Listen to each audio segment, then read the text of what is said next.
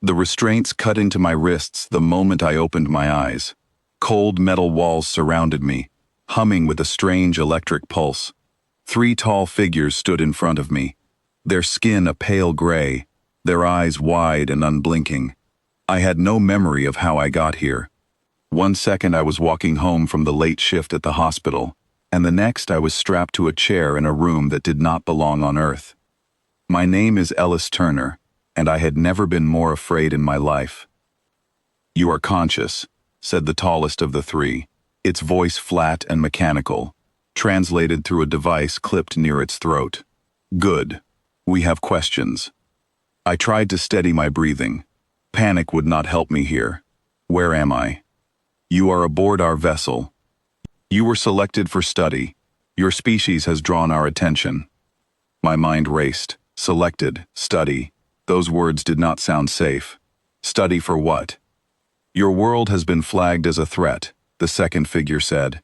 Its voice carried a sharp edge, almost eager. "We have observed your species from a distance. Your history is filled with conflict.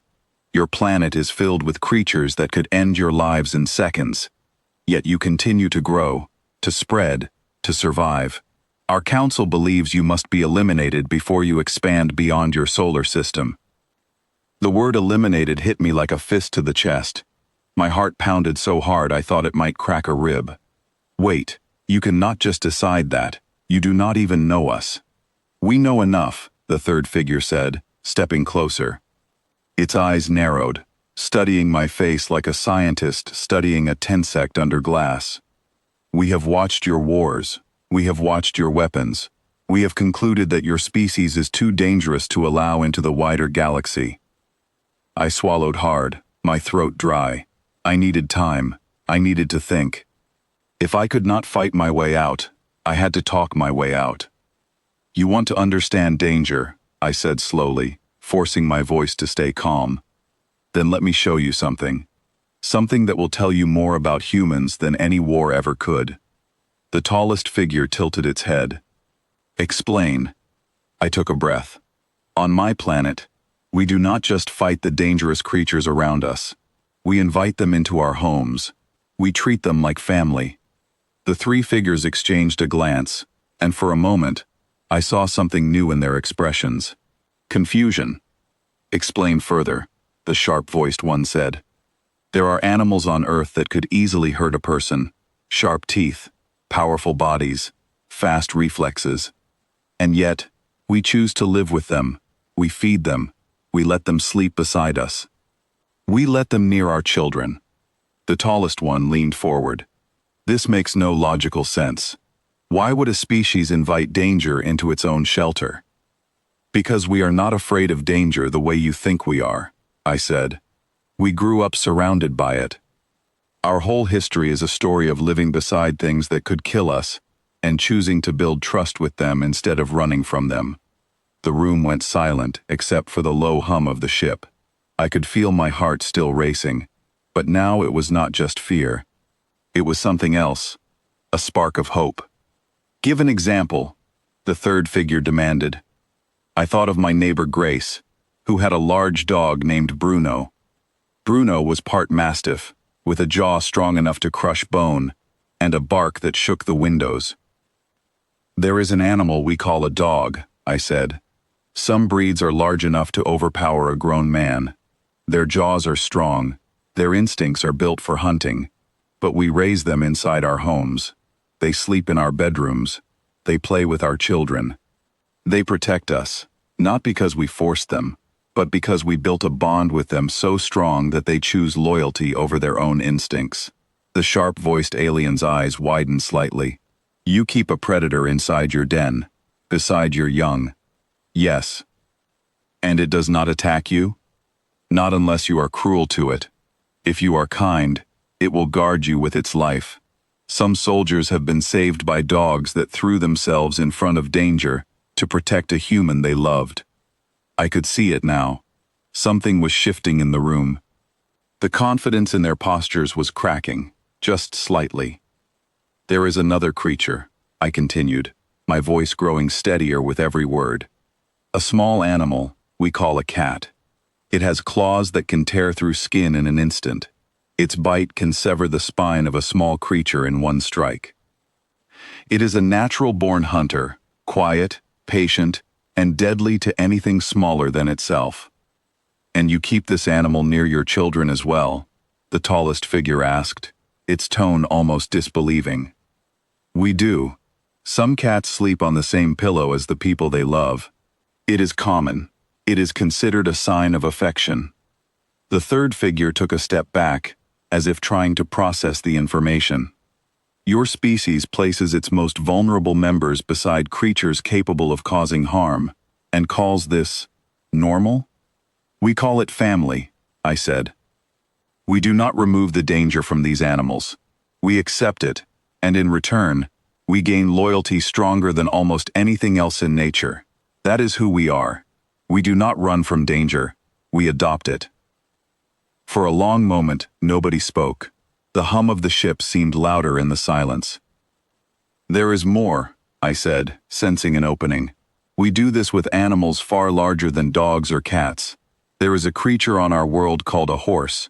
It weighs many times more than a person, and can run faster than any human, and can kill with a single strike of its leg. Yet we ride them. We raise them from birth.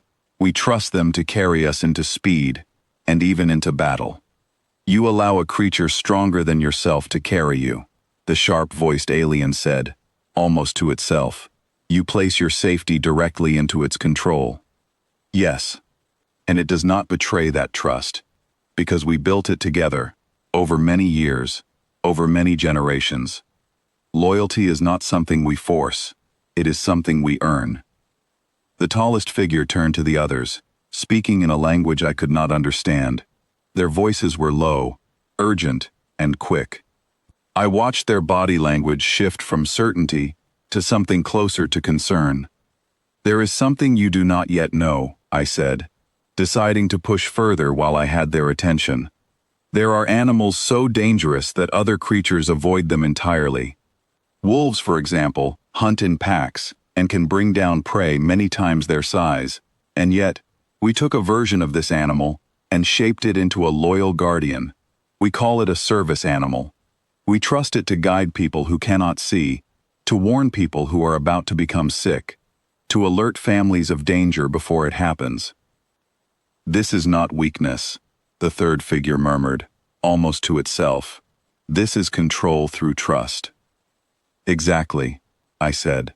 "You believed we were dangerous because we fight, but you are missing the real truth. We are dangerous because we do not fear the things that could destroy us. We turn them into allies.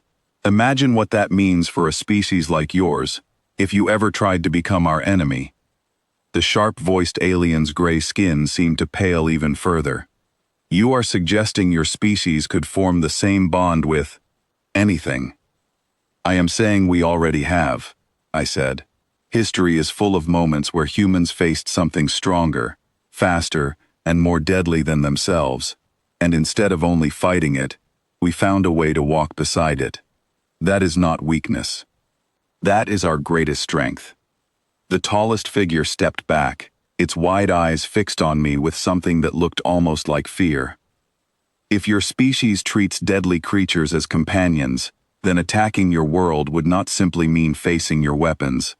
It would mean facing every creature you have already tamed, every bond you have already built, and a mind that does not break in the presence of danger." "You said it yourself," I replied, my voice steady now, stronger than it had been since I woke up in this room. "You watched our wars and thought we were dangerous because we destroy, but you never watched how we build.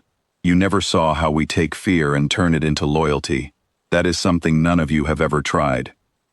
The three figures moved away from me, speaking again in their own language, faster this time, their voices tense.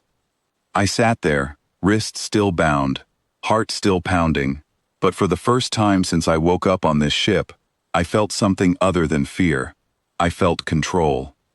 After several long minutes, the tallest figure turned back toward me, its expression unreadable, but its posture no longer confident. "The Council will reconsider its decision regarding your world," it said. We did not expect a species that welcomes danger into its home to also welcome danger into its heart. The restraints released with a soft click, and my hands finally came free. I rubbed my wrists, my whole body trembling, not from fear anymore, but from the sheer weight of what had just happened. I had walked into that room, believing my life was already over, and I had walked out, having changed the fate of my entire planet, simply by telling the truth about who we are. As they led me toward another chamber, presumably to send me home, I thought about Bruno sleeping at the foot of Grace's bed, about the horses running free across open fields, about every dog, cat, and loyal animal companion back on Earth, who had no idea they were part of the reason humanity had just avoided total destruction. We are not just a species that survives danger. We are a species that befriends it. And that, more than anything else, is what made them finally understand their mistake.